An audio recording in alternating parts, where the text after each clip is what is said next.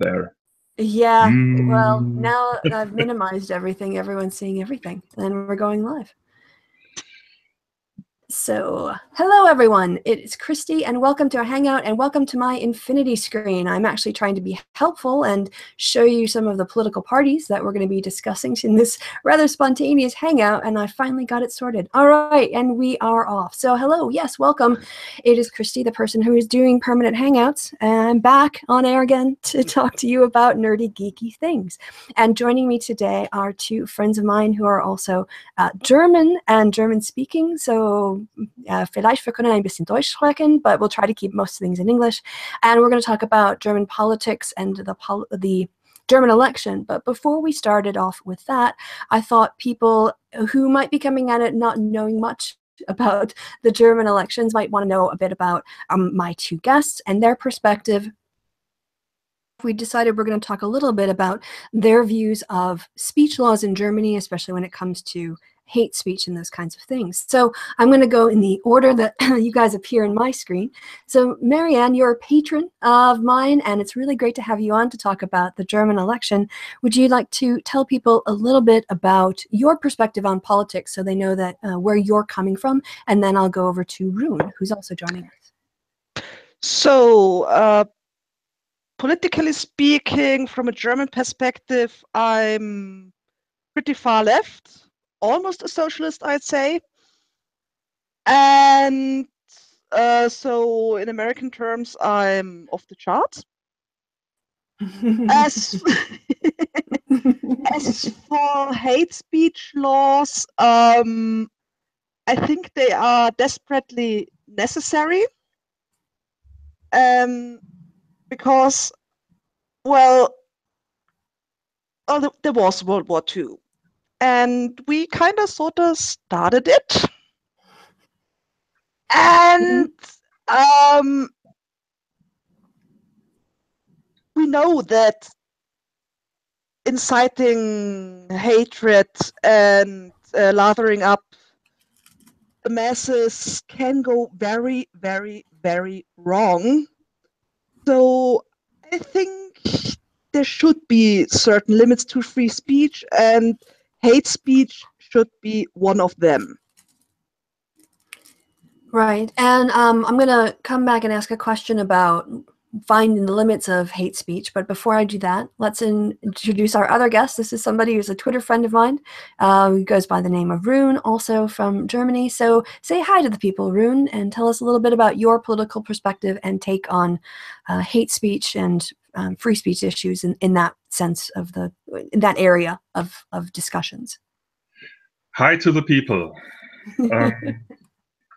My name is Roon. My name is Marcel. I go by Roon online.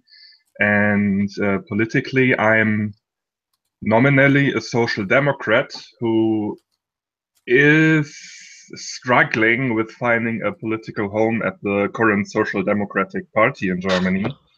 I am a legacy union member and very much a convinced union member. And that is practically where I stand politically.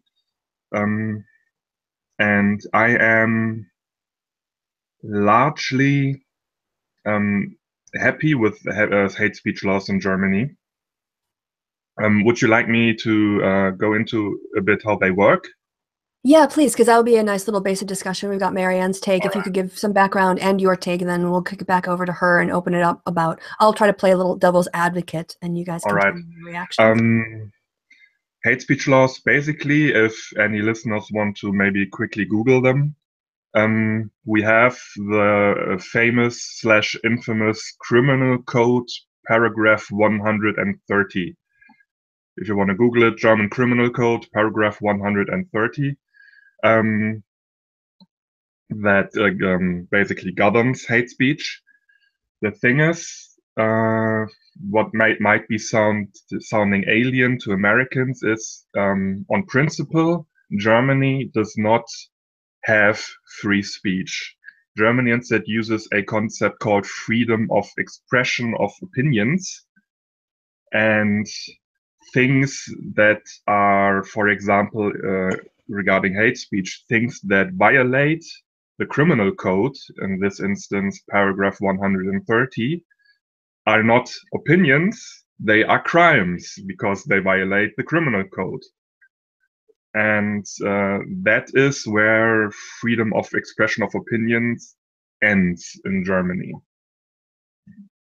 And that, as Marianne said,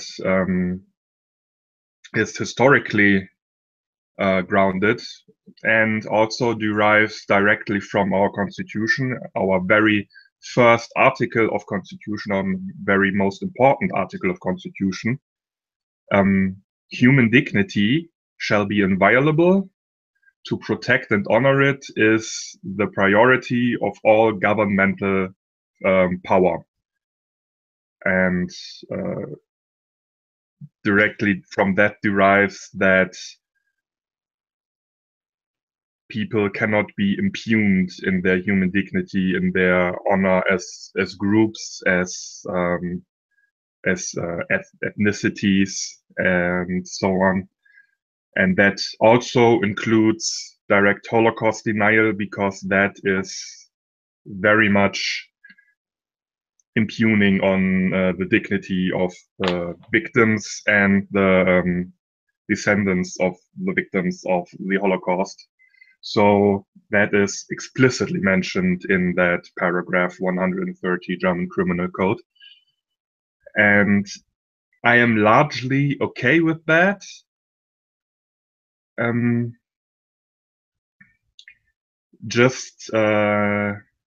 I would maybe expand it a little, because trivializing the Holocaust is not part of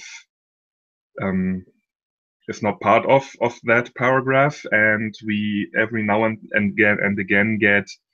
Am I allowed to swear a little on this Hangout? Yeah, yep. Go ahead. Every now and then we get assholes who go into the public and say stuff like, abortion is like a Holocaust on unborn life, which is a quote from the former Archbishop of Cologne, Cardinal Meissner. And stuff like that is not illegal, even though it is very much trivializing the Holocaust and insulting to Jewish people and, of course, to women. And that is socially ostracized, but not legally sanctioned. And that is something that I'm not sure if I would like to criminalize that as well, because that might be a slippery slope, but it is really something that ticks me off in a major way. So that is the only thing I might change about it. But beyond that, I am pretty much happy with how hate speech laws in Germany work. And when we end up later in this Hangout maybe talking about policies, the current government, the current cabinet created a entirely new free speech problem in Germany. Maybe we'll come back to that when we are talking about policies. Okay, yeah. Put a pin in that and maybe come back to it. On the issue of that, in terms of how the law works with regard to what people say, do you have to make a sort of public statement that's either published in a newspaper or spoken in a public forum? I mean, to what extent can you in private deny the Holocaust with your friends? People would want to know where those lines are drawn. So when it comes to that kind of speech, are there guidelines as to how the speech has to be communicated in order for the laws to come into effect? Yes, we have the German saying, where there is no accuser, there is no judge. So in private, of course, you can say what you want, you can think what you want. In public, the caveat in the law is to deny the Holocaust, to rile up hatred, to call for violence in a manner that is fit to disturb the public peace. That is the caveat to make it criminal. And there is actually a difference. in just speaking and in creating media. I think just speaking carries a maximum penalty of 3 years, and creating media creates has a maximum penalty of 5 years, if I am not mistaken right now. And that is basically how it works, the difference. It's in the law itself, in the text of the law. Right. Marianne, do you want to come back in and give some of your thoughts on this, or expand your thoughts from before? Yes. So with most of the speech laws in Germany, I'm happy.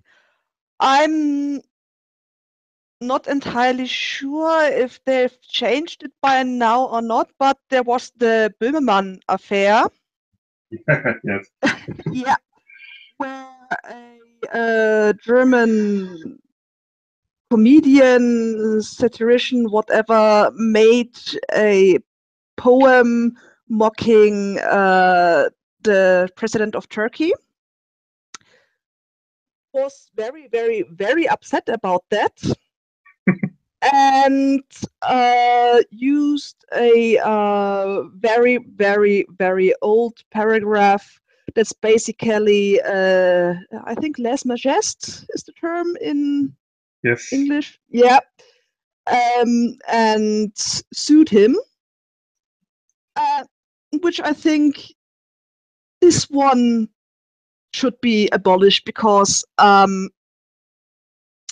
why can I mock Otto Normalverbraucher, but not, let's say, the president of wherever? What's the difference between them? If they behave like a dick, I'll call it out. And well, Erdogan did behave like the biggest dick. Oh, you still there? I'm still there. Oh, okay. That was where it ended. Whoever wants to have the biggest. Yeah, if you want to finish up. Oh, sorry. Were you finished, Marianne? Mostly, yes. Okay. That law actually has been, as far as I am aware, already been dropped. And the thing is, that law was on the books from imperial times still, and you can be sure that in the 1940s, when the German Republic, the current one, was established, every single law got looked at, and the question was put up: do we want to keep this or not? And that got kept, I figure, because we just came out of a period of very, very horrifying political propaganda. And under that background, I guess it looked kind of like a good idea to keep that law around. I could maybe think, and that's probably why we still had it. They haven't dropped it right now, and you gotta remember, it is illegal in Germany to insult anyone anyway. That law with insulting foreign heads of state was on top of that, and to prosecute that law, the government, the cabinet, which means the chancellor, had to actually personally give the okay for that law to actually be prosecuted, for violating that law, actually be prosecuted. And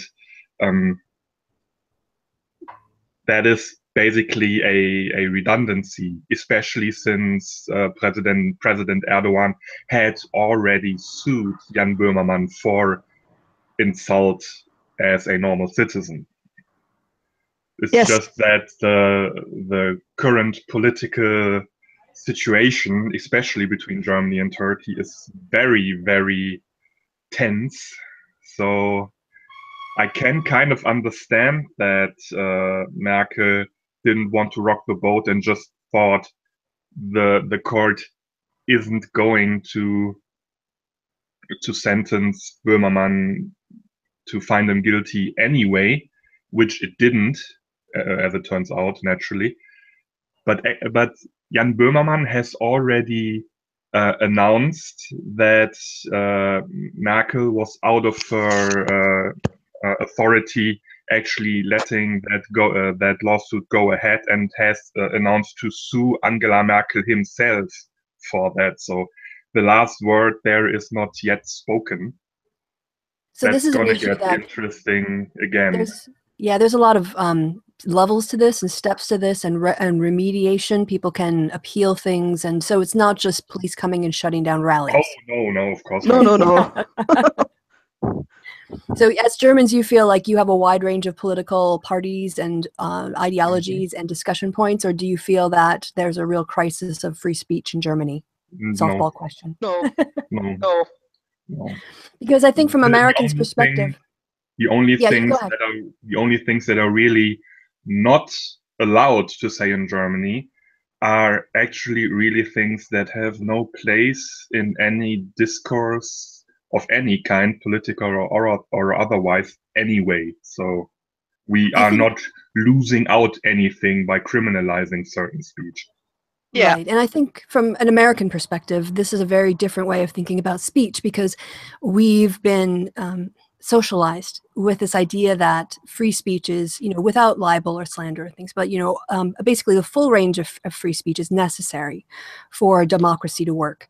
And that if you exclude certain speech, that there's one that they use the slippery slope argument, which I would reject, because I think if you have fascism or any ideology that basically seeks to overturn democracy, Yeah. that is And something look how that works. A democracy can't tolerate anti-democratic movements. You can't have treasonous movements be protected under free speech. And you sound like you guys agree with that. Marianne, your opinion? Because I'm it puzzles me a lot that people who want to destroy our society and call for the killing of all kinds of people are saying, but free speech, what about my free speech? You want to destroy the society you live in, but at the same time, you want all the protections that society provides, and that simply does not compute for me. Yeah, that is every system of a certain complexity produces paradoxes, and that is the paradox of free speech, that it is possible to use free speech to destroy free speech, or as a famous German philosopher described it as the paradox of tolerance. Yeah. That unlimited tolerance leads to the destruction of tolerance. Yeah. And the thing is, this a society or a state has to protect itself against exploiting that paradox, which is why anti-constitutional speech, which I've already mentioned a few things about the Constitution, the protection of human dignity, has to be very, very sharply governed in Germany.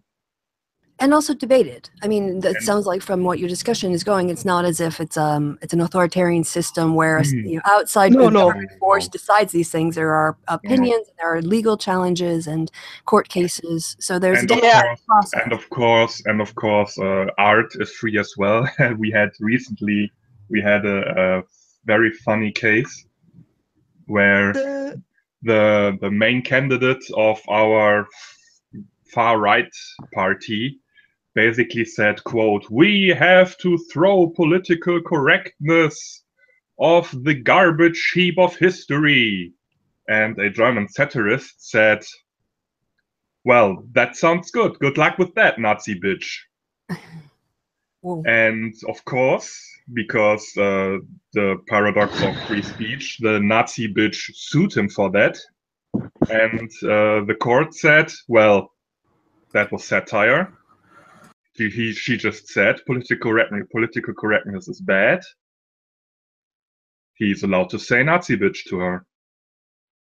So it's not as authoritarian and police statey and thought police as it sounds. Yes. Or as some YouTubers would make it. Yeah, you can still call a Nazi bitch a Nazi bitch. Free speech. Hashtag free speech. Right. And huge win for the boy, for the battle of ideas. Win for the boy. Yes, there you go. So for each of you, I'll start with Marianne. Is there anything that you've seen Donald Trump say as a political candidate that you would not, it shocked you because you would not see a German political candidate say that because of the kinds of laws that exist in Germany?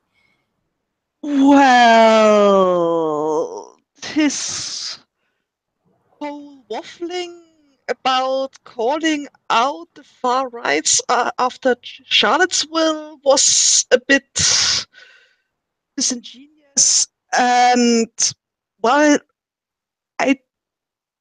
from what I've seen, I don't think he has said anything that could be argued was illegal, but any major party in Germany would have dropped in him the second the call grab him by the pussy thing was came out, because that's one thing that doesn't fly with voters here very much. One thing that came to mind, sorry, I'll throw this out, Roonan, if you have a different example, but my thought was, this was during the primaries quite early on, but there was a case that was decided, and it had a judge who was born in America, an American judge. His family, though, came from Mexico. And Trump said, this guy can't be impartial in this case that has to do with immigration or whatever the case was, because of his heritage. And he's proud of his country and I'm proud of my country, and that's fine, but he's biased because he has Mexican heritage. Would that have kind of come up across some lines, or is it because he didn't incite anything that he would probably, that would be shocking, but okay?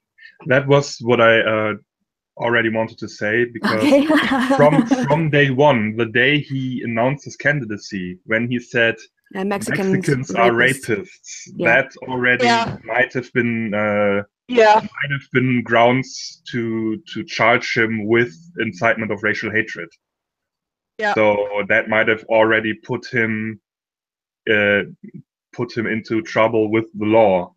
And it, as you know, as anyone who followed the primaries and the election campaign knows, it didn't necessarily went uphill from there. So calling for a database for Muslims and for our visible identification for Muslims, all that might have already brought him into conflict with the incitement law here in Germany. So he might have not even make it out of his own campaign without going to jail here in Germany.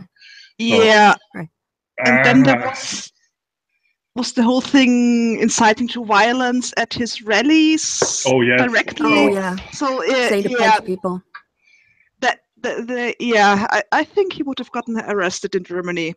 And he would have at least maybe not arrested, but he would have probably at least gotten charged with several crimes. Yeah. So then that means that your political discourse can't be based on, all Turks are rapists when you have a political discourse here. No. Even though some of our prominent candidates in this coming election are trying their best to do that. Yeah. But they have to be a bit sneaky about it and dog whistle a little.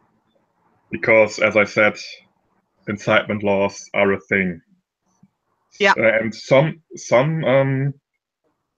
candidates for the far right party have even personal experience with that. I know one candidate of the far-right party who is very much in the press, in the news right now, who has actually already been sentenced for incitement. So that should already tell you a bit about this party, that there are people who would be considered felons in the US, because they already have been found guilty of incitement in the past, are running for parliament for this party. Make of that what you will. Yeah. Marianne, do you want to come in on that too?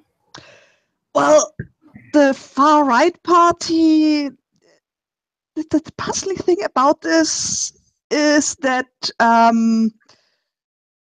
the current leader of the party is a Swiss lesbian, which is, well, obviously she has German citizenship as well, but, well, a Swiss lesbian with a wife from, something with a Z.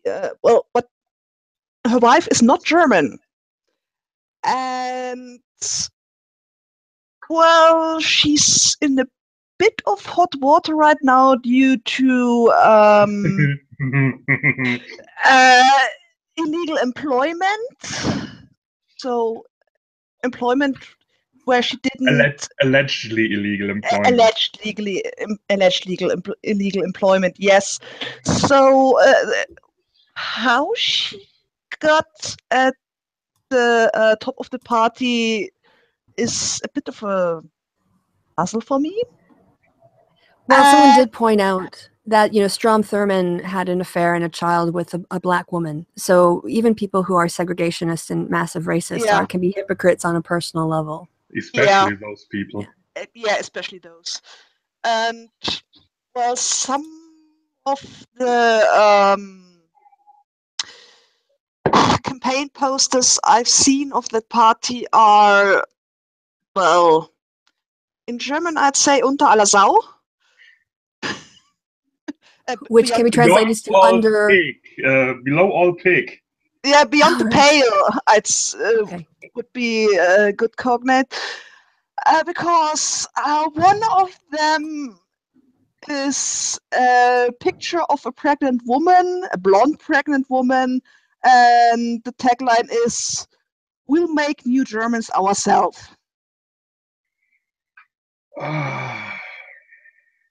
Kinder statt Inder.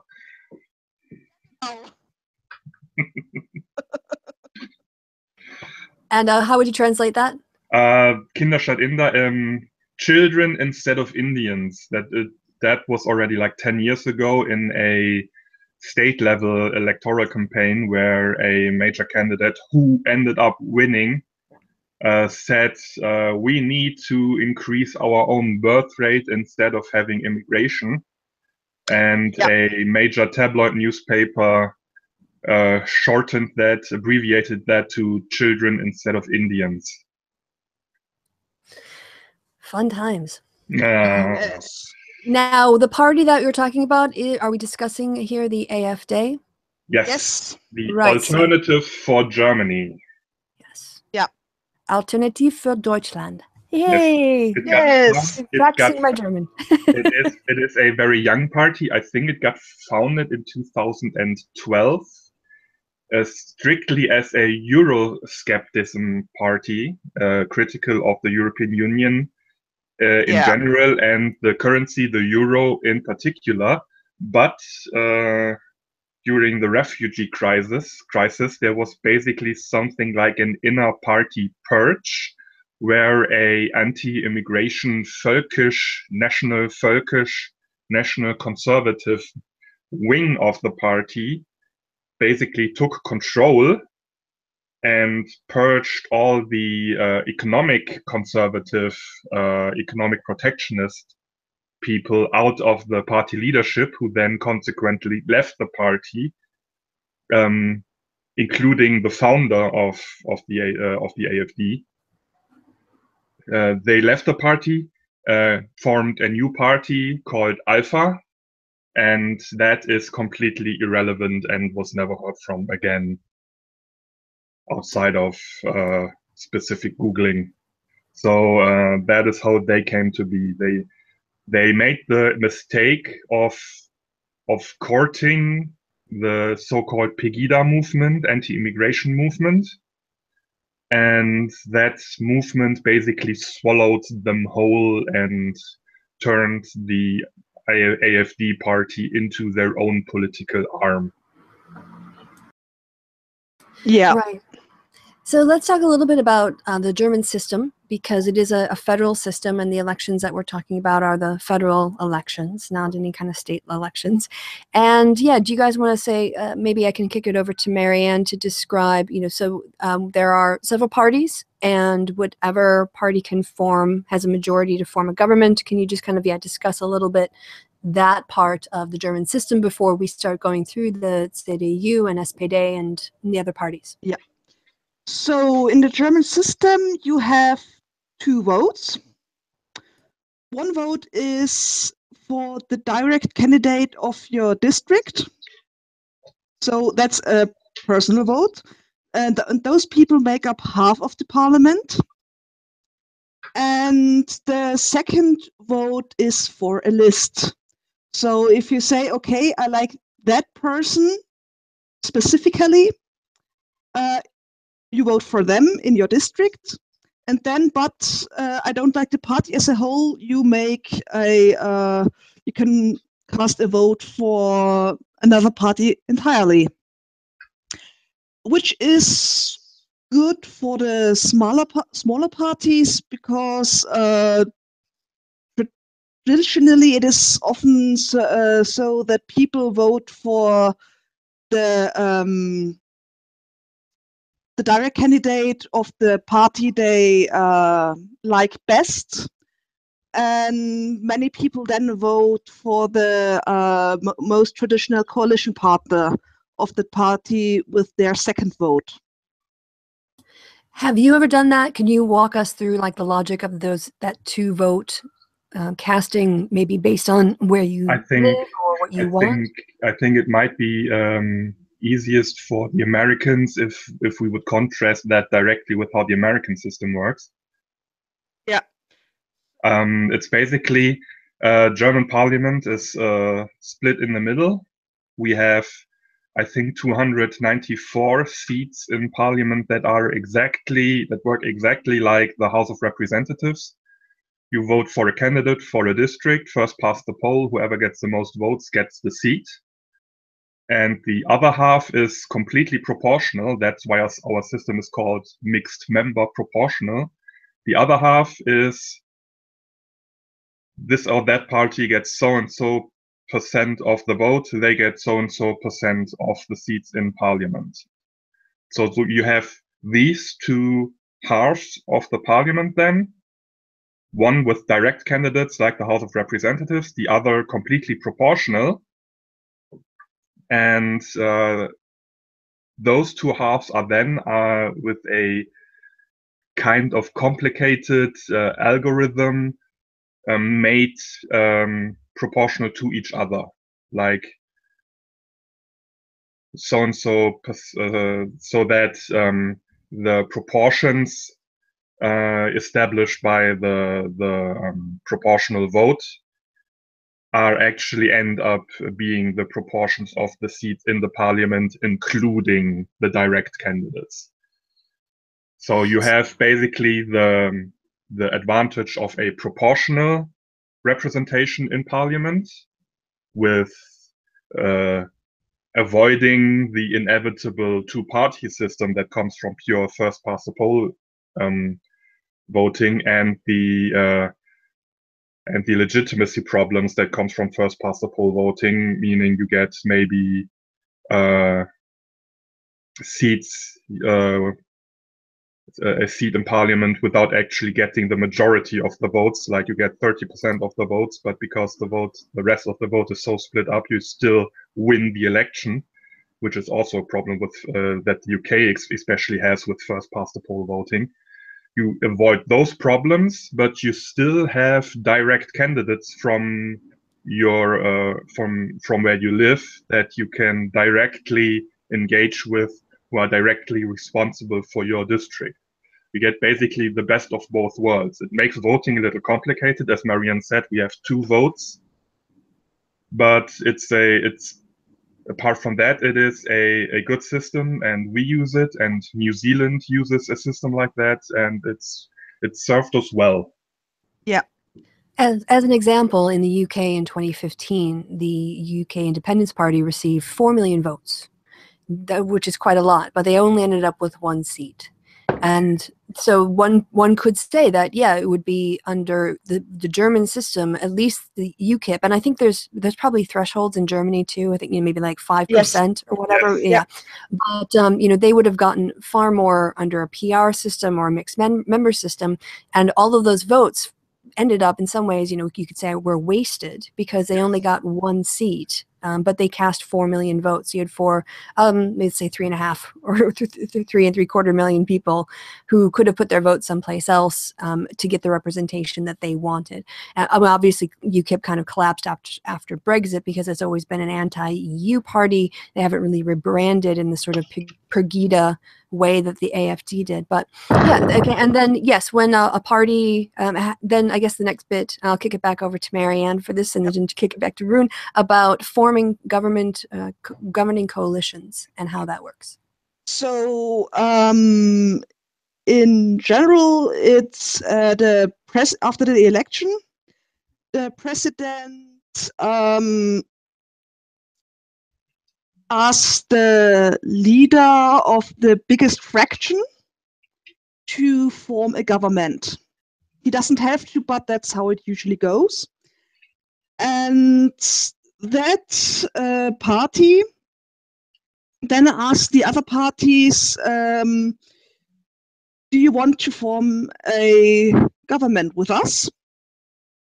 And then there's a lot of haggling and talking about policy until a coalition agreement is reached. And I don't think we ever got to the point where where a coalition wasn't reached. And so usually it goes like this: okay, potential coalition partner, what do you want? Yeah, we want Ministry A, Ministry B, and Policy C. And then the party asking is, well, you can have Ministry A, but not Ministry B. And Policy C, well, could we maybe modify it so that it's Policy D instead? And then there's the coalition agreement. After a while, it can take long.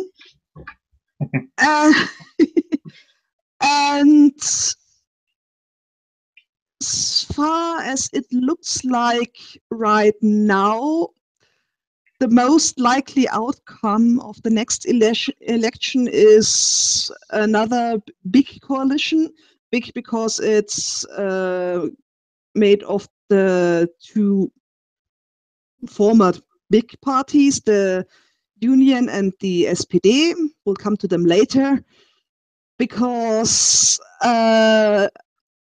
combination of 1 big party and 1 small party, as is more usual, probably won't get enough majority. There's talks about things like the Jamaica coalition, which would be the Union, the Greens, and the FDP.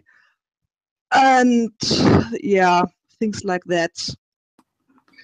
Right. So what I would like to add is it hasn't happened yet that there had to be re-elections because no government could be formed. Because as a point of political culture here in Germany, at least all established parties are very serious about the so-called will of the voter. And when the voter says, the election result says, we want the parliament to have these proportions, these majority conditions, then politicians usually say, well, if the voter says this, then we somehow have to make this work. So they generally really work hard on actually using that, what the voter gave them, to form a government with it, a coalition with it somehow. Right, and right now it's and if that means that the two largest parties have to hold their noses and govern together, then that's what if that's what it takes, then that's what they got to do. And that has the disadvantage that, especially over the last 4 years, there has no mainstream politics has gotten a kind of uniform slop without anything to really majorly differentiate the two biggest parties.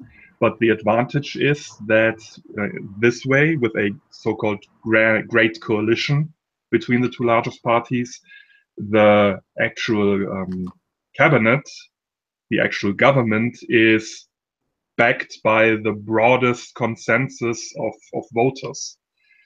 You can find that good from a democratic legitimacy point of view. You can find it bad for from an actual policy point of view, but that's what we have, and that is with 6 parties slanted to get into parliament after the election.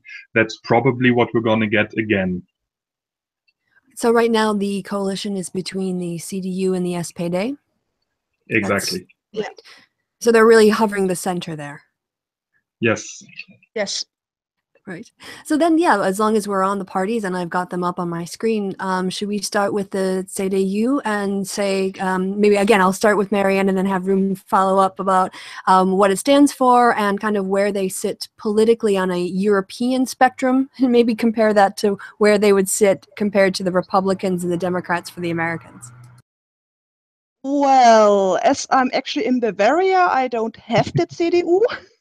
I have the CSU, which is the Christian Social Union, and the CDU is the Christian Democratic Union. And that's why I always say the union, because those two parties form a bloc. Right. So they work together, but they're a little bit different. Yes. Typically, one can say that the CSU is a bit farther right than the CDU. And basically, they're a conservative party. They are also fiscally conservative, so they try to reduce government spending and government debt, and also try to reduce taxes. And I think from the American perspective, I'd say they're mostly like the Democrats, because they're way less conservative as the Republicans. Yeah, I always love how like the right-wing parties in Europe are like, well, they're kind of like Democrats in the United States or the center-right parties. You know, it is very different. And maybe Roon, could you expand on anything else you want to add, but also maybe some a typical CDU policy that you might see in an ad or a literature piece or a debate? Well, a typical CDU policy was opposition to same-sex marriage, because as the C in the name suggests, they are Christian conservatives. But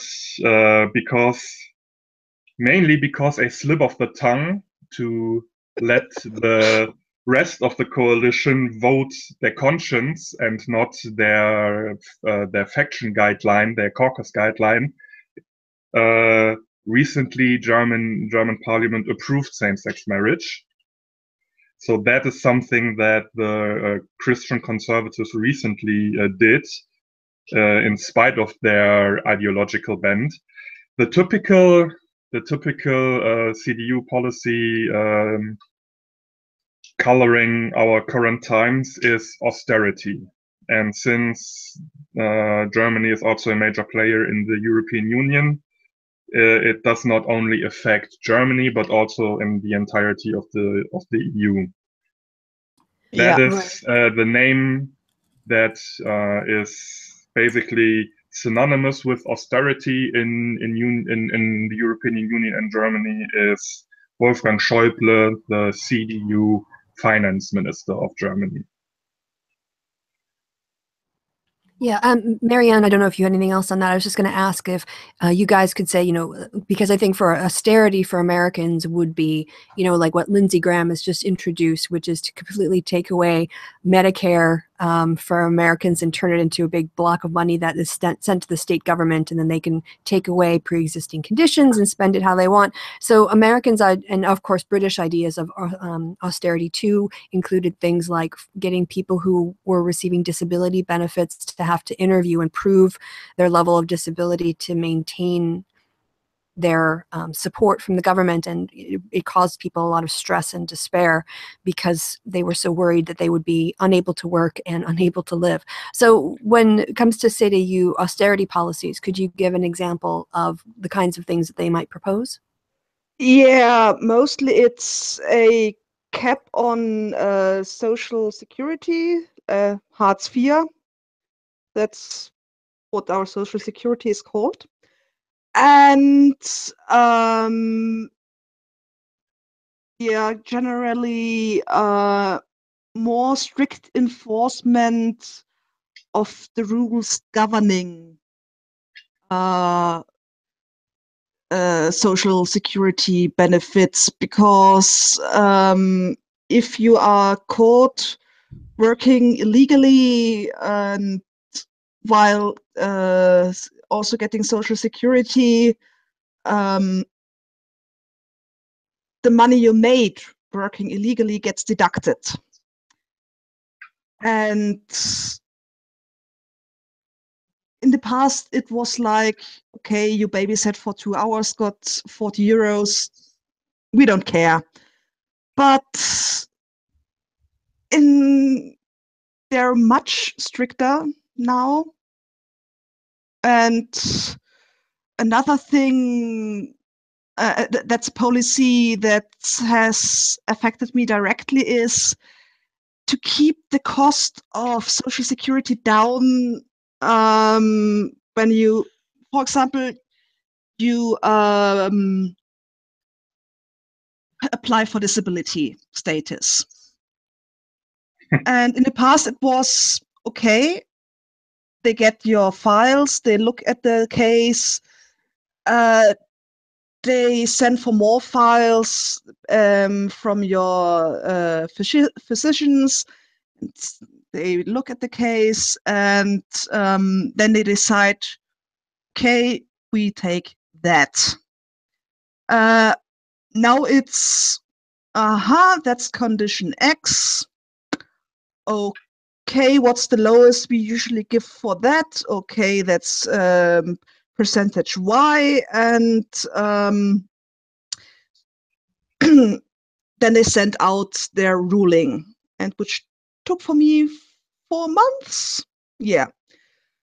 And so if you want to get a ruling that's actually in line with what's actually wrong with you, you have to appeal. Right. And yeah, which is, well, there are organizations that help you with that, but for many people, they just can't manage to do that. So I was kind of sort of lucky that I got a positive ruling of 30%, but what I actually need is 50 to 60%, which is also in line with my condition. And yeah, Yeah, that's kind That's an of example. shitty. That's an example using myself. As Germans, we love our bureaucracy. Yes. We need bureaucracy. Von der Wiege Order bis zur life. Bahre, Formulare, Formulare. Yes. And ein andere. Yeah. So, yeah, but there's no sort of move to say limit paid parental leave from, you know, the length, cutting it down or eliminating it, or saying works councils are against capitalism, so we want to remove workers' input into things that are already enshrined into law. Are very hard to take back again, and that is not something the CDU does lightly either. They are just with austerity. They are just saying, well, we will not, for example, we will not cover the rate of inflation with an increasement of retirements this year, of retirement benefits this year. They just, that is for example, something that the CDU would do for austerity. Right. Okay. Yeah. So I think we've got a pretty good feel for the CDU. Let's move on to their coalition partner then, SPD. And that stands for? Social Democratic Party of Germany. Yeah. All right. Yes. Yeah. And let's start with, we have a nice flow here. So we'll start with Marianne, and then Roon will pick it up if you don't mind giving your perspective, or try to be neutral about the SPD. But yes, give an example of what they're like and where they would sit. Traditionally, the SPD is the Workers' Party. They have close union ties. So bigwigs in the big industry unions are often good friends with high party members of the SPD, and generally they are more for social bent, like trying to abolish the second tier of medical insurance in Germany, or increase benefits,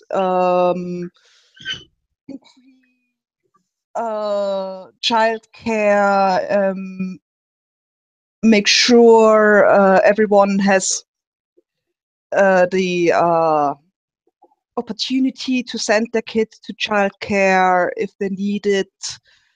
And generally, they also want to reintroduce the Vermögensteuer, so that the income you get from your wealth is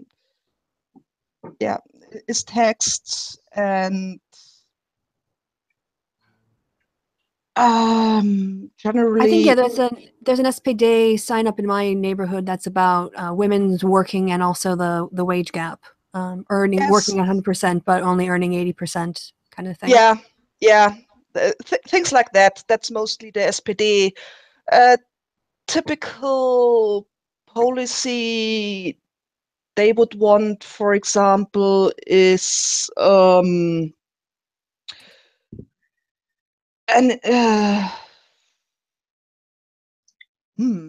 minimum wage. Minimum wage. Yes, the minimum wage is it's a bit of a toothless tiger in Germany right now, but it should, the minimum wage, better protection for workers from wrongful dismissal, things like that. That's what the SPD is about. Roon, do you want to come in on that, or do you want to take on the Greens? Okay, yeah, you go guess SPD. All right. Yes, good example for differentiating the CDU and SPD is that the SPD dragged the CDU to a minimum wage after the last election. that is historically the main contrast between CDU and SPD. CDU has been supply side economics focused, and SPD has been demand side economics focused. So the minimum wage was, for example, one of the conditions the SPD posed to the CDU after the last election to form a coalition.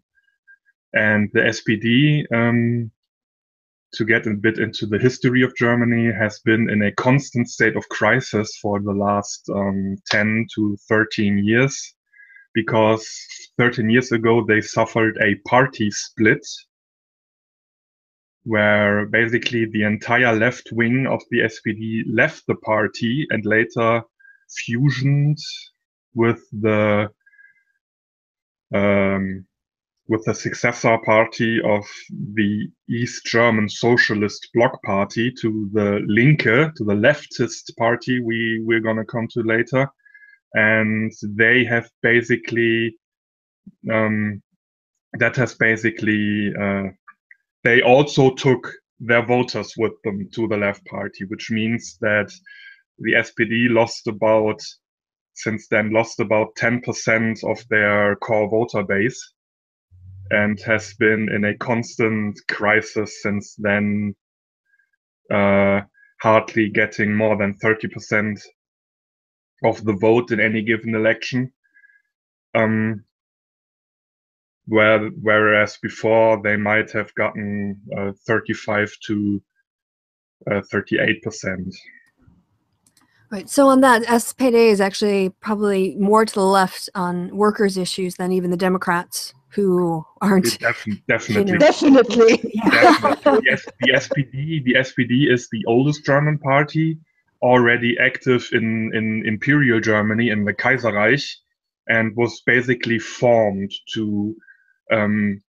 specifically to represent workers' interests in industrialization Germany, industrialization era Germany. That is where the SPD comes from. They are basically a labor party.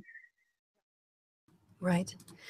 And Greens. I think Greens are pretty much, sorry, Marianne, we just kind of, because we've already been going almost an hour. We haven't even gotten through the parties yet.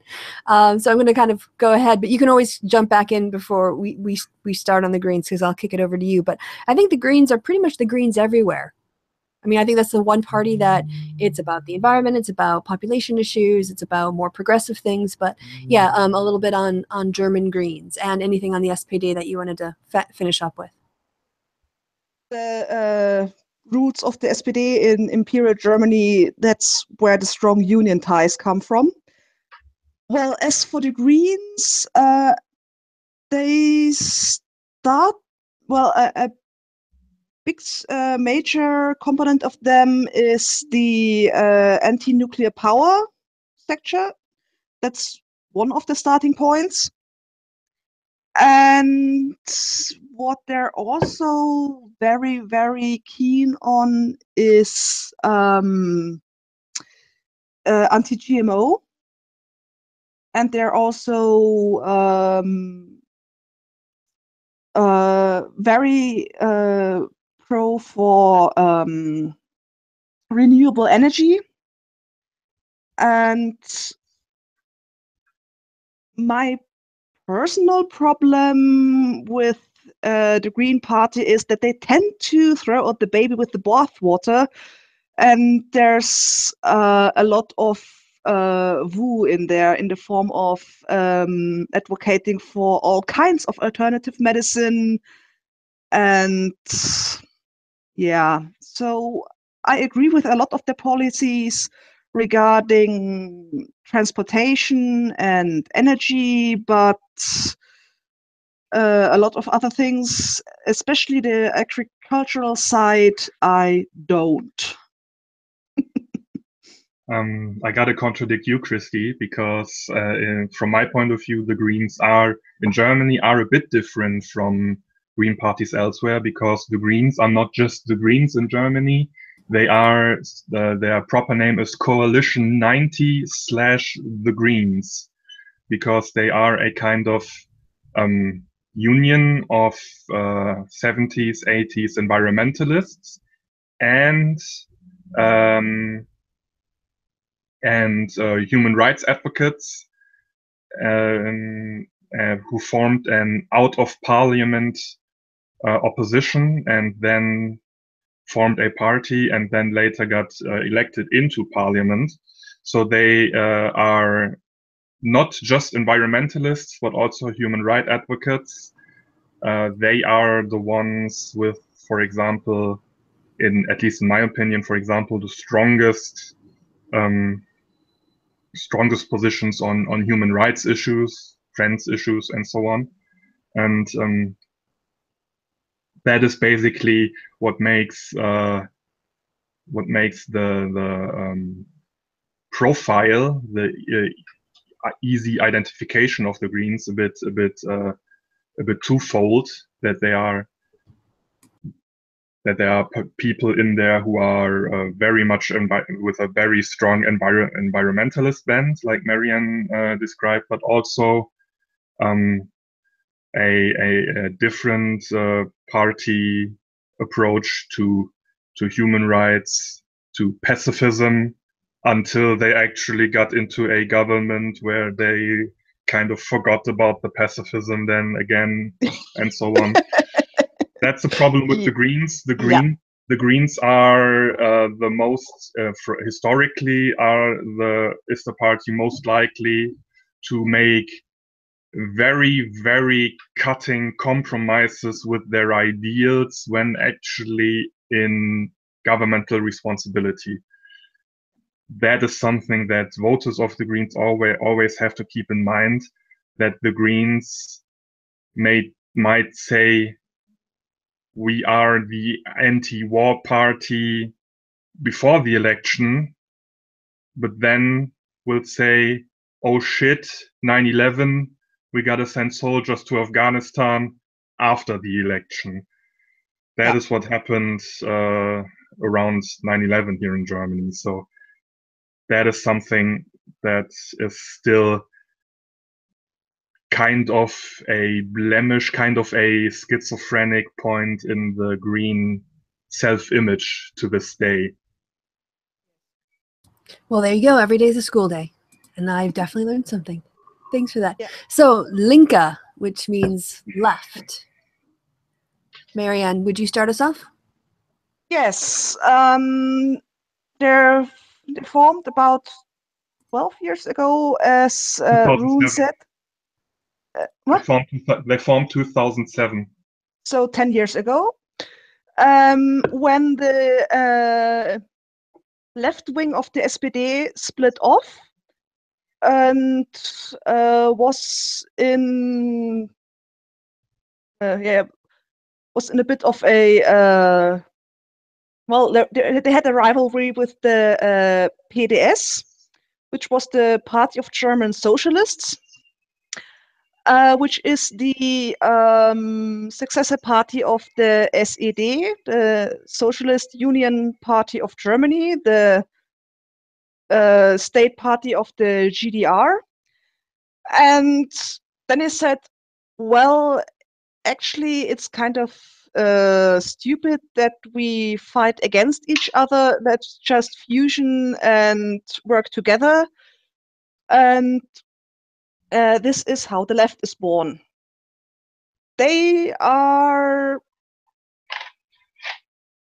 policy-wise pretty similar to the SPD, just a more socialist bent to it. So they call for a basic living stipend for everyone without question. They want a single payer health insurance system like the NHS. They want to increase wages, and they want an increase of taxations for high earners. Yeah, that's about what I can think of. Okay. They also have a very controversial party chair, main candidate, who gets into public discourse sometimes with very out there statements, like sometimes echoing the far right on refugee policy, which is like horseshoe theory is a lot of bullshit, but Sarah Wagenknecht sometimes does her damnedest to prove it. Yes. Yeah, I think populism is probably the common component there. It's a populism, that's and a good way to put it. Yeah, that's a connection. And the thing is that they have very nice social policies in their platform on offer, like the basic income, like I didn't know they were for a single payer system. I didn't actually know that they had that big of a problem with our current healthcare system, because I am actually pretty fond of our current healthcare system. I didn't know that. And but they have also they want very, very much want a higher taxation of high incomes and of wealth in general. But they also have very strong positions on the EU and want to leave the NATO, and have also, which is very controversial in Germany, supporters of the BDS movement in their ranks, which has led to the one or other scandal in the past, especially when, for example, members of parliament for the left party, for the Linke, invited BDS activists into the German parliamentary building, and they chased the left party chairman into a bathroom and besieged him in there, and so on. That is what makes them very, very unpopular with other parties and a lot of Germans here. Thug life. Which is why, for example, even the SPD, at least in the past, and I think this time around as well, just say categorically, we will not form a coalition with the left party, because we think they are not able to take responsibility in a government. So even though their positions are, the SPD and the left party are position-wise closer to each other than the SPD and the CDU, the SPD and the left party will not correlate with each other on the federal level. They have correlated with each other on state level, because the Realpolitik has a stronger representation in the left party on state levels, but on the federal level, SPD and left party don't really find common ground on a lot of things. So that is sadly something that also makes it very likely that we will have a great coalition after the election again. Right. So moving on to the FDP. Marianne, would you like to tell us a little bit about that?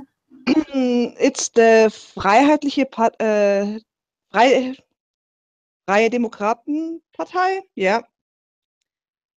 They're... I look it up myself. I'm not sure. Freie Demokratische Partei, Free Democratic Party. Yeah, Free Democratic Party. They're practically libertarian.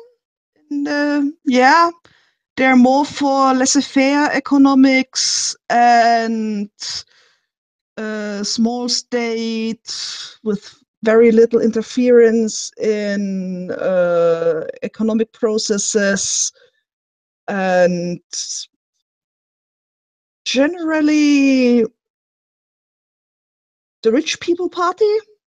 Yeah, they're the rich people party. Right, that's a good summary. It sounds like they're to the right economically of the CDU. Yes, they're libertarian. Yeah, basically, they're not as wacky libertarian as some American libertarians with wanting to abolish the need for driver's licenses and stuff like that. But they are basically economically libertarian here in Germany. Yeah. And they are very much the high income rich people party. Like the last time they were in a government was from 2009 to 2013. And the very first thing they did after getting into the government, 2009, just after the financial crisis, was lowering taxes for hoteliers, for hotel owners, which is probably a major contributor, was probably a major contributor to the fact that they did not get into parliament at all in 2013. So Yes. they are not Their in. priorities were a little weird. Yeah, they are the so-called clientele party, the party that only works for their core demographic, which is rich people, and at least that's their reputation. So, but they have had a kind of resurgence, especially due to a very charismatic main candidate, who is right now in the electoral election campaign pretty much the guy who has the most elaborate, the most refined social media presence, among other things. So they are very likely to get back into parliament after the election, in this coming election. Okay. We touched a little bit on AfD, Alternative for Germany, before, but yeah, can we give so they're basically the Pegida, they're the anti-immigrant, kind of anti-E. Yeah, but I'll let you speak, Marianne, since you're the you guys know more than me. Well, AfD, Alternative for Germany, they're far right. They want to completely eliminate immigration, especially if they're refugees. And there were so nice things like calling for armed guards at border crossings, or generally all along the border, presumably to shoot women and children and other people. Yeah, they're assholes. They're the asshole party. Well, that is not democratic. All positions have to be respected. Yeah. But I don't very much like them either, to give my personal opinion. All right. Yeah, they actually, in the wake of Brexit, have very much cut down on their Euroscepticism, on their EU skepticism. That is maybe that is if you're really in the know about the party, still a topic, but in the broad political discourse, the broad sense, they have talked very little about the EU skepticism recently, because they can see that, especially with how Brexit is working for the UK, that is not a winning topic right now. So they have very much cut down on their EU skepticism, but they are still very much anti-immigration. And actually, they are basically the dog whistle party. Yes. They have very much expanded their Völkisch band, their national conservative band. They have recently created a new gaffe when one of their two main candidates basically, with more words, said, "We should be proud of German of the achievement and the bravery of German soldiers in the two world wars," which makes a lot of people who know German history, which should make a lot of people who know German history make go, huh? Yes. That is something that has dominated political discourse here in Germany last week. They have, of course, the little scandal of the other main candidate with her allegedly illegally employed housekeeper from Syria. They have not quite yet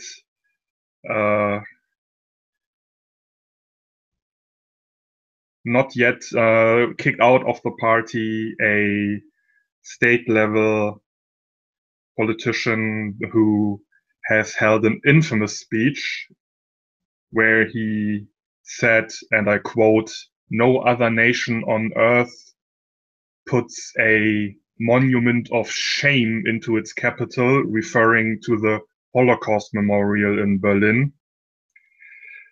They are very much the party that is the party of choice for those who are not fans of our liberal, democratic, social order and constitution we have currently in Germany.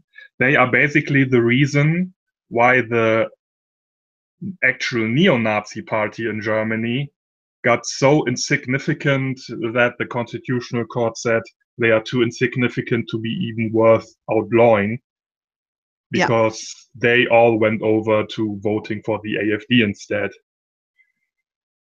That is where they're at. That is the kind of demographic the AfD courts with their policy positions and their rhetoric. Policy positions like completely criminalizing abortion again. Like, they are not only anti-immigration, they are also anti-women. They are basically the far-right party. Yeah, they are basically white supremacist Tea Party. They are basically the Trumpist party of Germany. Yeah. If you see Donald Trump, you already have a pretty good idea of what the AfD stands for. Yeah. And they're able to say quite a lot of offensive things and bigoted things without going to jail. Yes. Yes, they know exactly how to skirt the line. They don't say, I hate black people. They just say, I would not want to have Jerome Boateng as my neighbor. Yeah. Jerome Boateng. And how would you translate that? Jerome Boateng is a black football star in Germany. Oh, right. Okay. Yeah, he's was in the team that won the last World Cup. So yeah, he played for FC Bayern, most successful football team in Germany.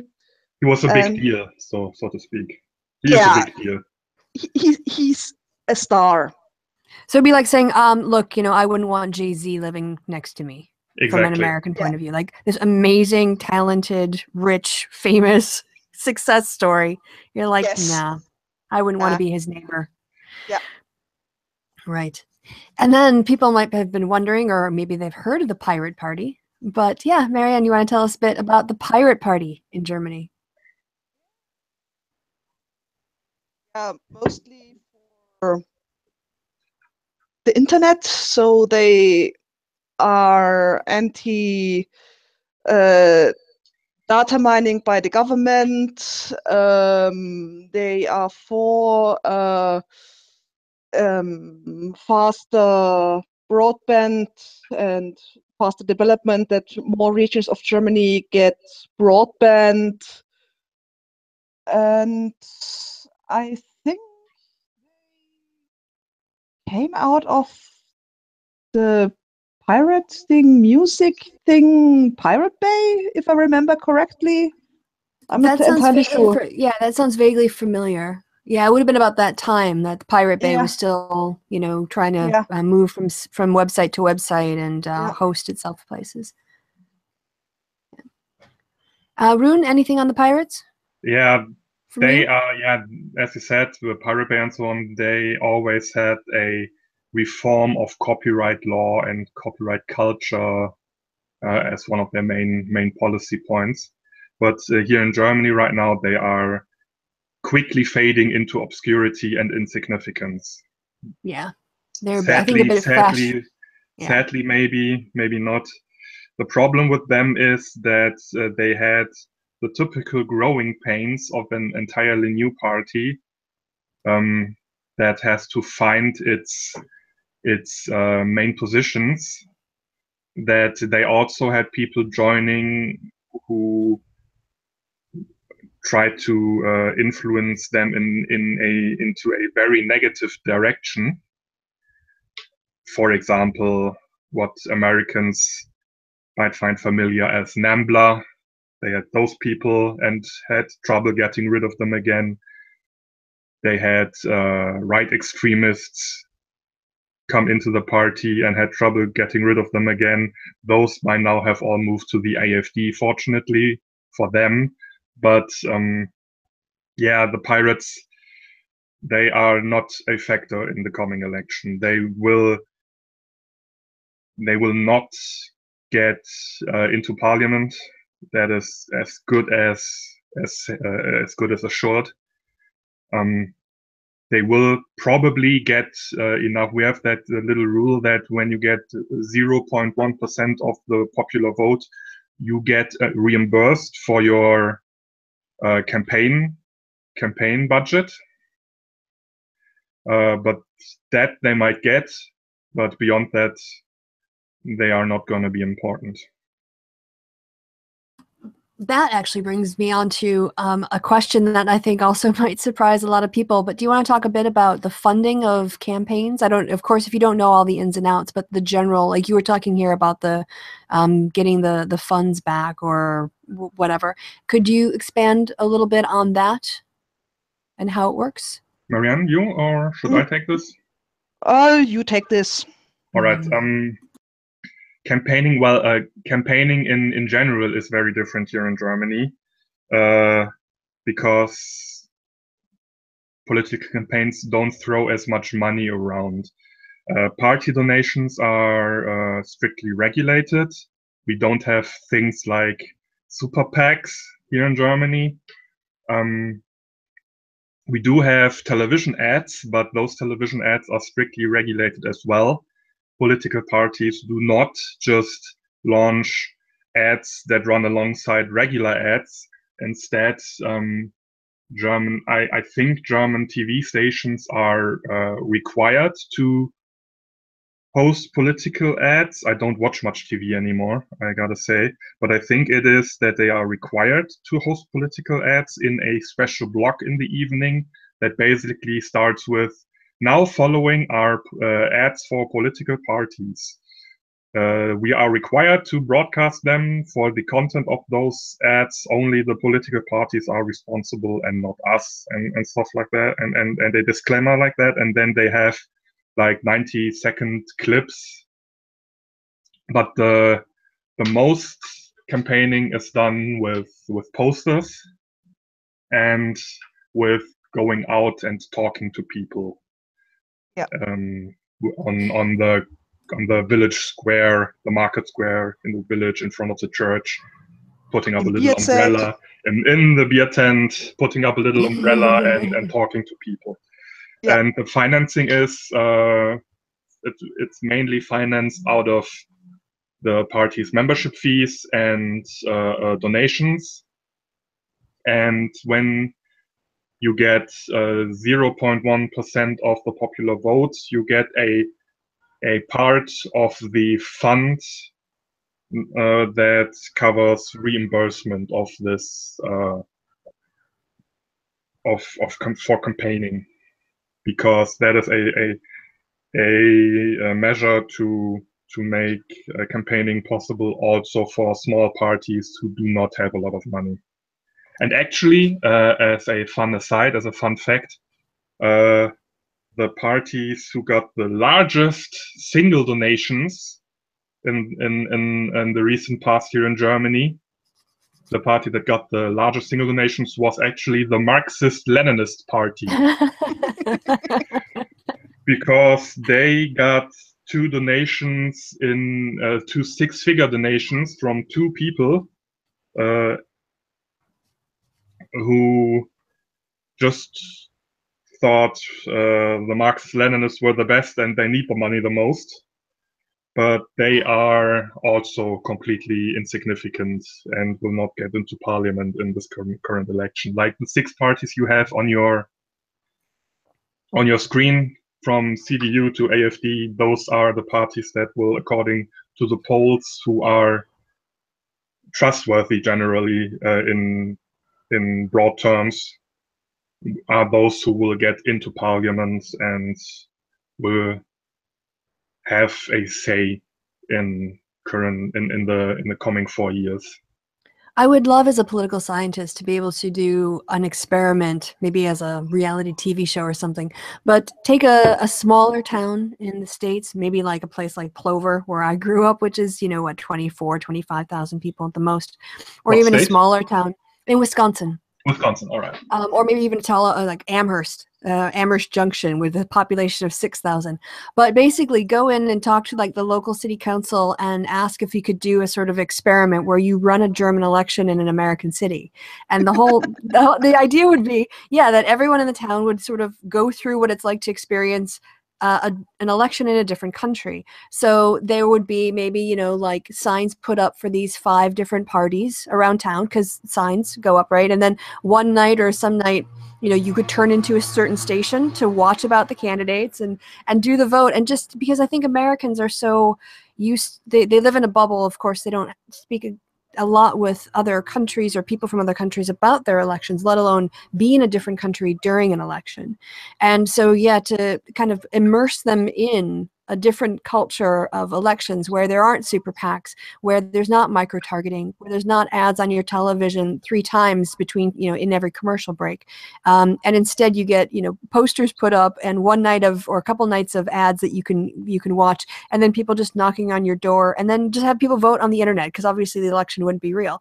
So it would be kind of easy for people to do it on their phones or whatever else. But I would love to do that and then get their reactions to, what do you think? Do you feel like you didn't have access to the issues? Did you feel like you were making an uninformed choice?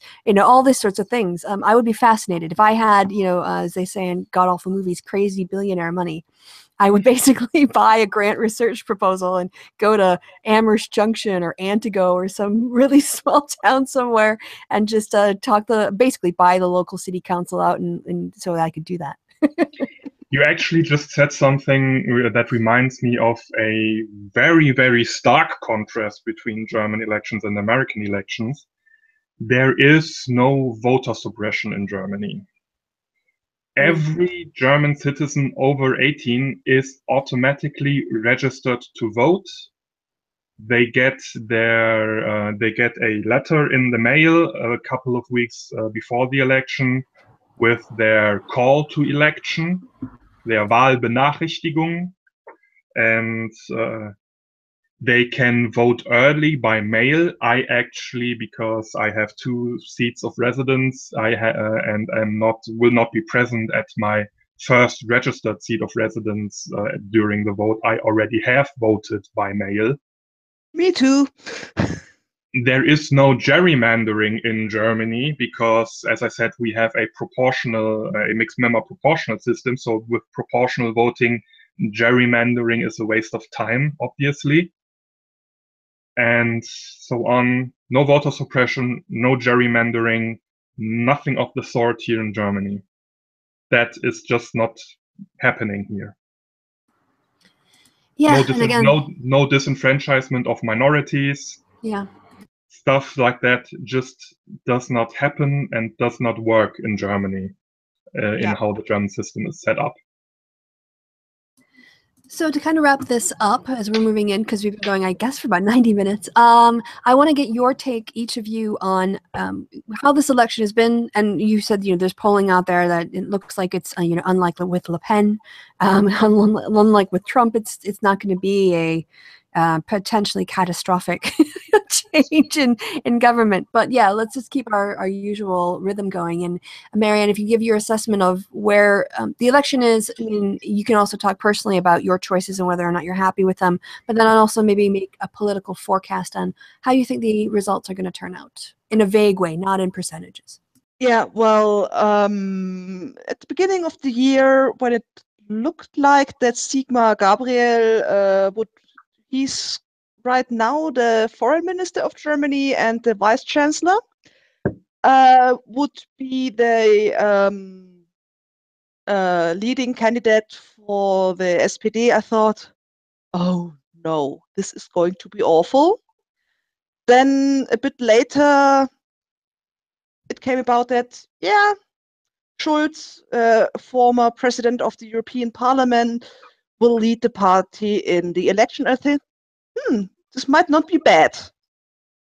And then Schulz turned out to be a complete damp squib. He fizzled.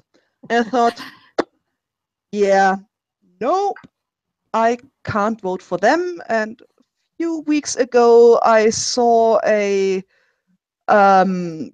clip from one of their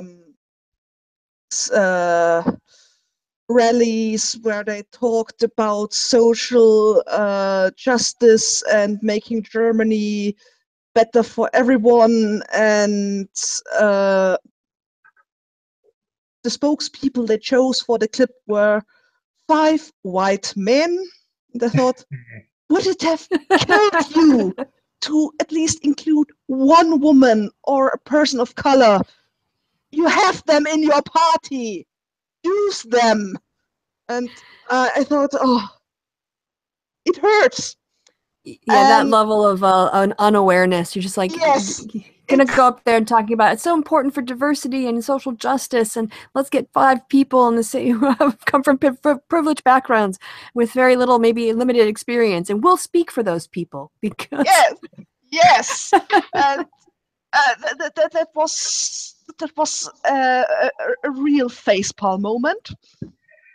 Then I'm actually quite okay with Angela Merkel per se.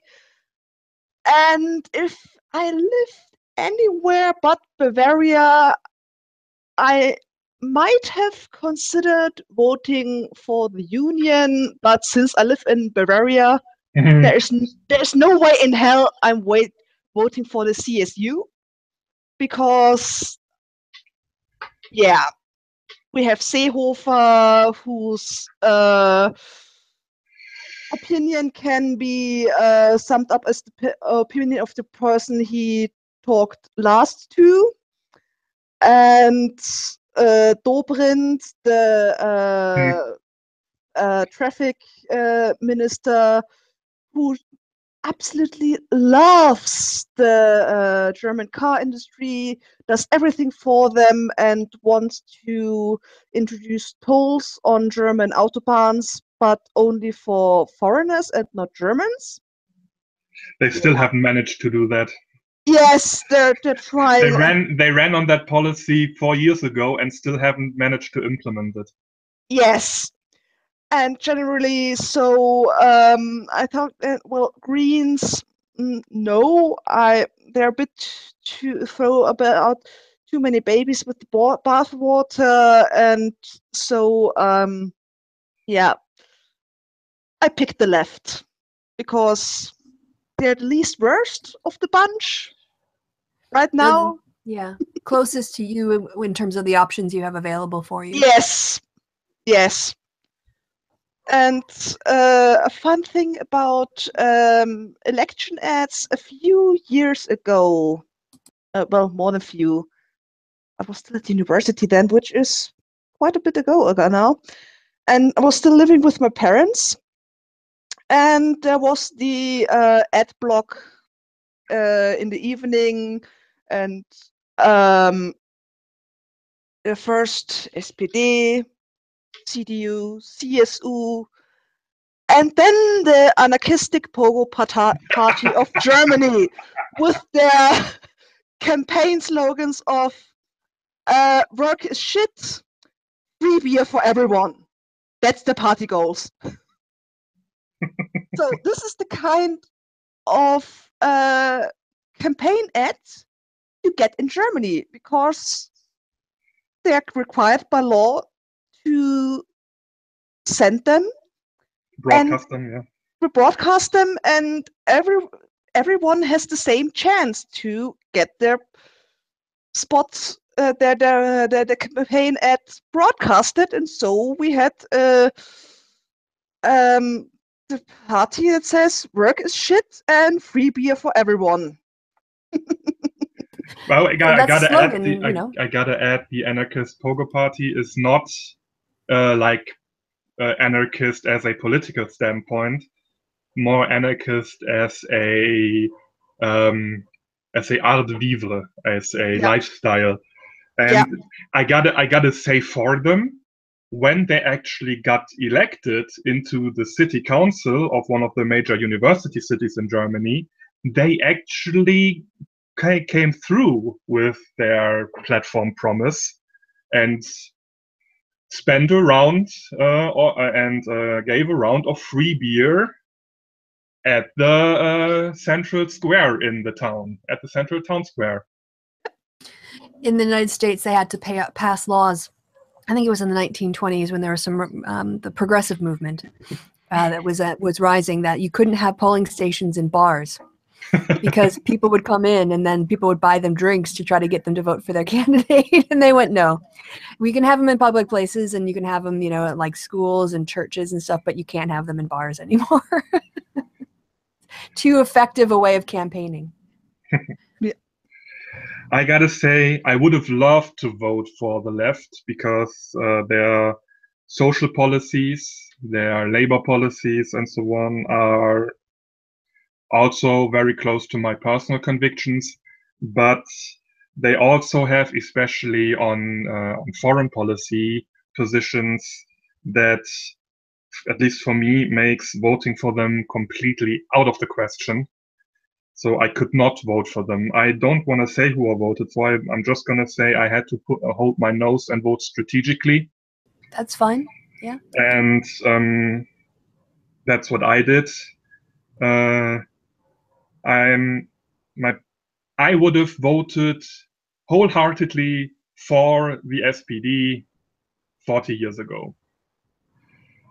Today, I basically vote strategically for the least worst outcome I can imagine. One thing that strikes what I do today. Yeah. And sorry, what I want to add, the main goal regarding what I hope for the outcome of the election will be is that the AfD gets as few seats as possible, because there is not only the consideration of getting into the government, that is completely out of the question for the AfD anyway, because all other parties have already announced that they will not even consider negotiating for a coalition with the AfD. But there is also the caveat that with 20%, with a 120 seats in the parliament, 20% of the seats in the parliament roughly, you can institute investigatory committees in parliament. Oh, yes. And it has already happened that on certain issues, rogues from the CDU and FDP have worked together with the AfD in state parliaments. So the more seats the AfD will get in parliament, the higher the chance will be that they will be able to really disrupt the work of parliament in certain issues. They have already, that was a scandal just this weekend, published launched a parliamentary inquiry in the Berlin State Parliament to dig up dirt on basically all kinds, a whole list with dozens of anti-fascist, anti-racist organizations of any description, from a foundation tracking racist hate crime murders to football clubs. Everything that has even a reputation for for anti-fascism and anti-racism has been included in that inquiry to dig up dirt on them and probably to find out names for the AfD and their supporters to go after. That is a very troubling thing that has just happened recently. And that is basically what is to expect from the AfD once they get into federal parliament. They are going to try to disrupt, and they are going to try to do everything they can within their legal and parliamentary possibilities to drag the discourse, the political climate in general, to the right, and to make it unlivable, to make it unbearable for their direct ideological opposition, which is the reason why I had to vote strategically. I just had to vote strategically and not vote for my conscience for a party that I knew would not get into parliament, because that would have increased the chance of the AfD getting just enough seats to be really damaging. They will get into parliament anyway, but the more seats they get, the more bullshit they can stir up. That is what we have to prevent, basically, in this coming election. Yeah. So I would think people from the States, or at least those who watch YouTubers, people who come to me and ask, and I'll ask you guys this question too, with all of the refugees coming in, now you live in Cologne, you live in Germany, is the city on fire? No. No. No. And that's my answer is I haven't noticed a single change in my life with all of the location of refugees around the country. I know that when I went to do some paperwork related to my work permit, there was longer lines than usual, but that's when they were processing people, so that's to be expected. But yeah, but of course I live in a little bit of a bubble. I tend to still consume a lot of English-based news rather than German-based news, and my circle of friends is very international. So for the people who ask me, have you seen your quality of life go down, or have you seen problems in your parts of your city or where your friends are being affected by the influx of refugees? So I'll start with Marianne and go to Roon. But what would your answer to that question be? So to start off, I'm actually one of those scary, scary immigrants. I was born in Austria and yes! Yeah, and I became a German citizen in 2013, I think. So I just missed the last election. So yeah, I'm a scary immigrant.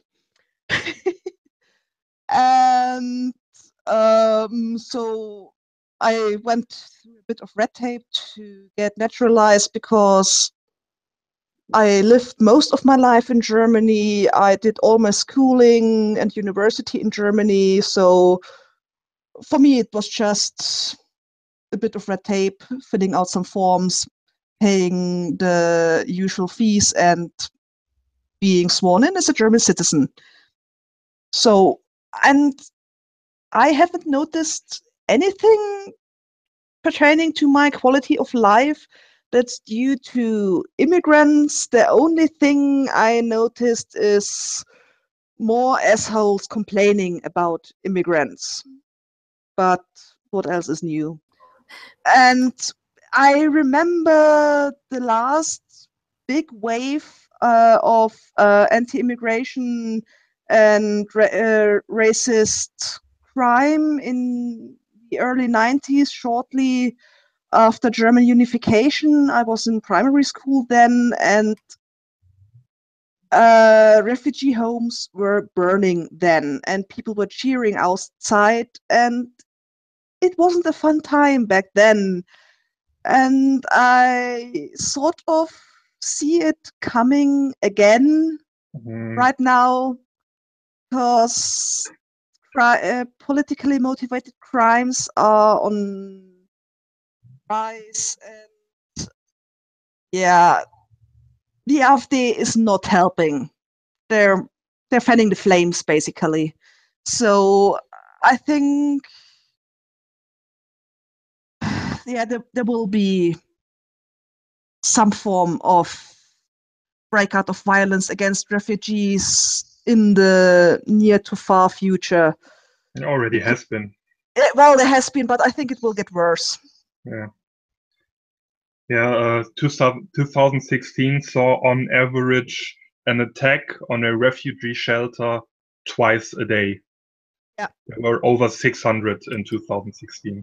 Yeah, that's something that you're not going to see on Kraut and T's channel when he's talking about that. There has been a rise in crimes committed by non-German citizens that is a bit out of proportion with the number of non-German people in Germany, but it, at least in my opinion, stands in no relation to the anti-immigrant crime that has been rising in Germany.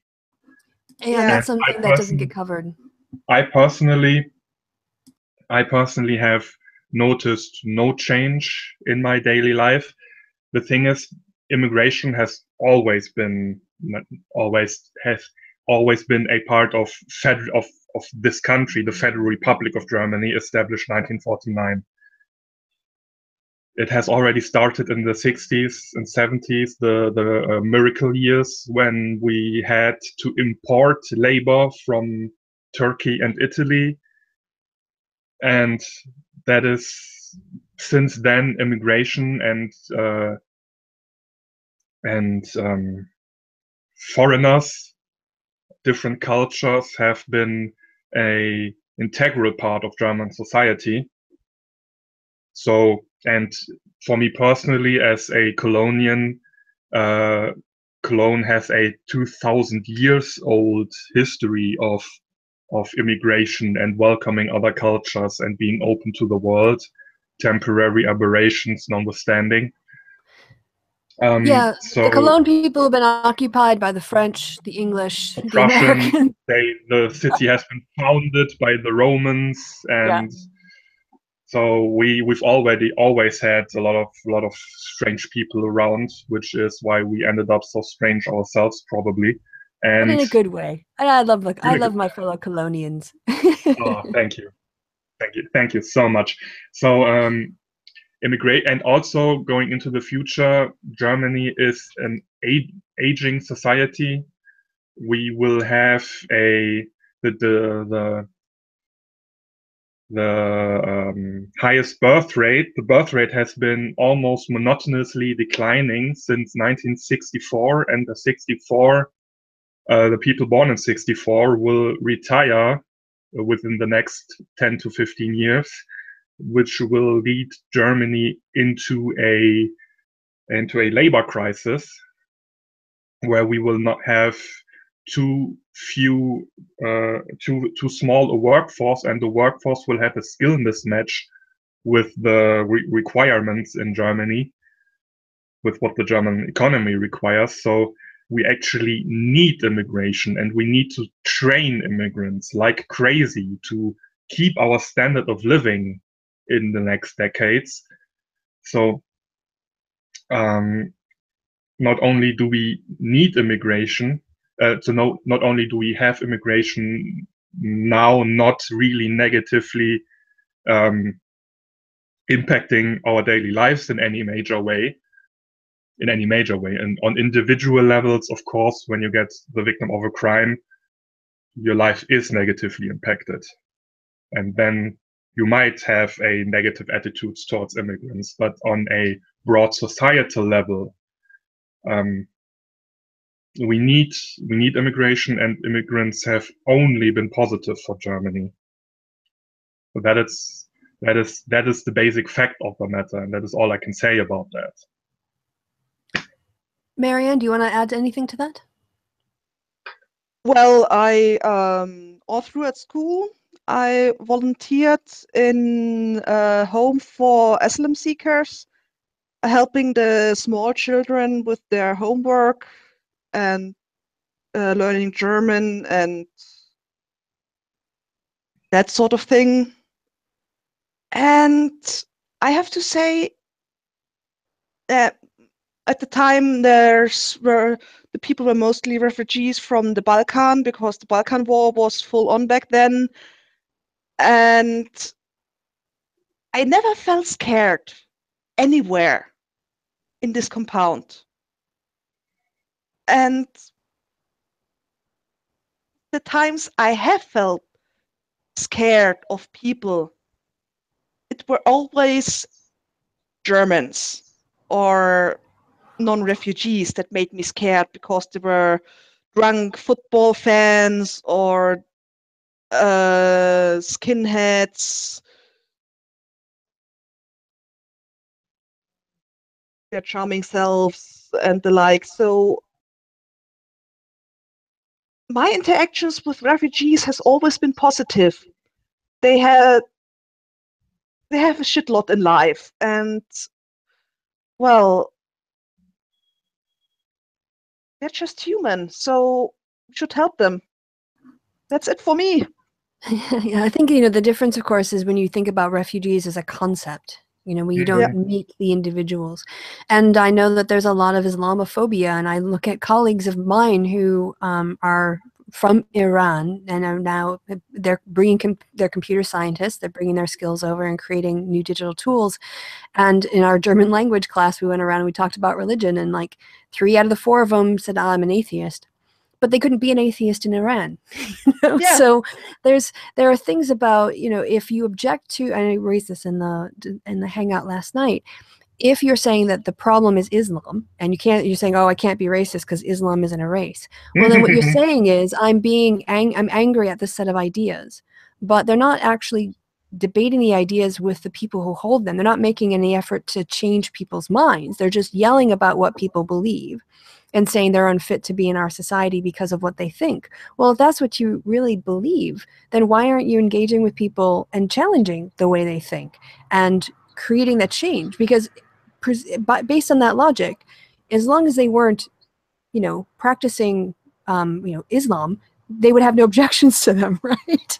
So, and the other thing too that, and other people have said this, is that I also have Muslim friends who are like bad Muslims, the way that some of my Catholic friends are bad Catholics. I mean, they go to church on Christmas and Easter and they do the holidays, but they use contraception, and they don't really have a problem with other people having abortion. They just wouldn't do it themselves.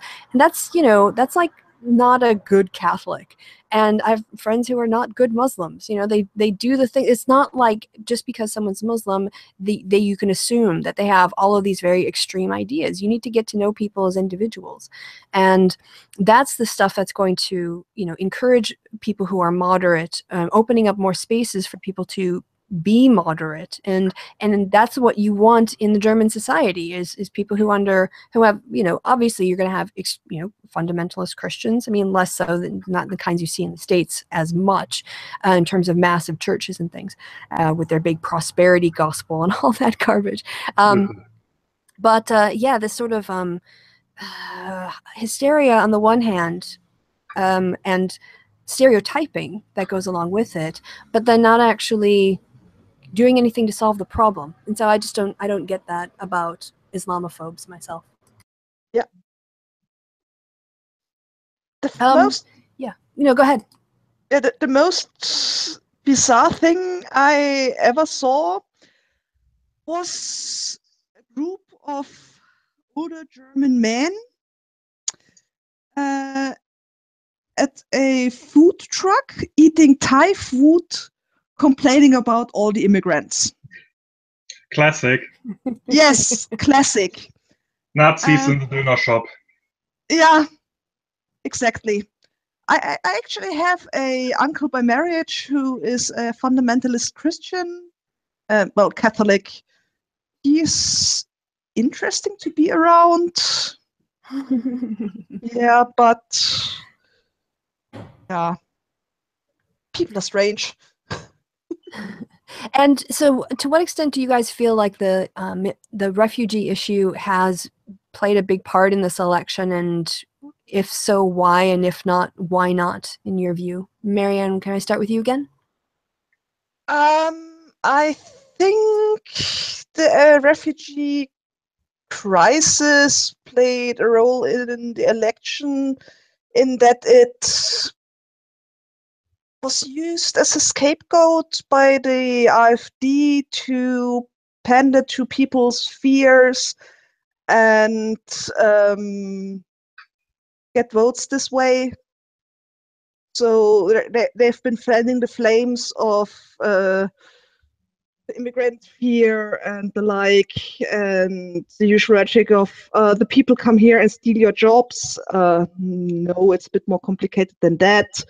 And I think without this huge influx of immigrants a few years ago, the AfD might not be as big as it is now, but it might be anyway, so who knows? Yeah, the refugee crisis has basically been the whole raison d'etre of the AfD. They might have the AfD might have been a thing without the refugees, but probably still as a Eurosceptic party and not as this völkisch, national conservative, anti-immigration cesspit it is now. Yeah. Oh, right. Back on. Yeah, so I'm kind of running out of things to ask you guys, and we've been going, well, it's coming up on 4 o'clock here.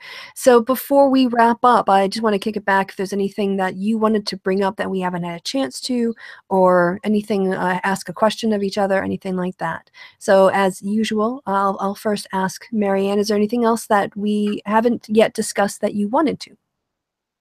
Nope, I'm fine. Okay. And Roon, how about you? Well, I just want to say one last time to my fellow German citizens who are maybe listening, go and vote. Yes, that. This is this year not the election to sit out. There are actual neo-Nazis and almost neo-Nazis going into parliament this election. Vote for, as hard as it is, one of the other ugly 5 parties, even if you have to hold your nose while voting. They need to be contained and they need to be kept small as possible. So please do your civic duty, inform yourself, and vote. Right, well, on that note, I think we're going to go ahead and sign off. So thank you both so much. I hope you enjoyed this discussion, and I appreciate you guys being the experts in the room and answering lots and lots of questions. If people have more questions for my guests, why don't you go ahead and post those in the comments below, and I'll invite them to look at the comment section and read through and answer there. But if there are a lot of questions, maybe we can do a post-election hangout, or 6 months down the line to see how things have turned out. So yes. Well, I'll basically then wrap it up by saying that I've been Kristi. You guys have been awesome. Goodbye from me, and goodbye from Marianne and Roon. You guys want to say goodbye? Bye. Goodbye. Bye. Bye from all of us. And stop broadcast.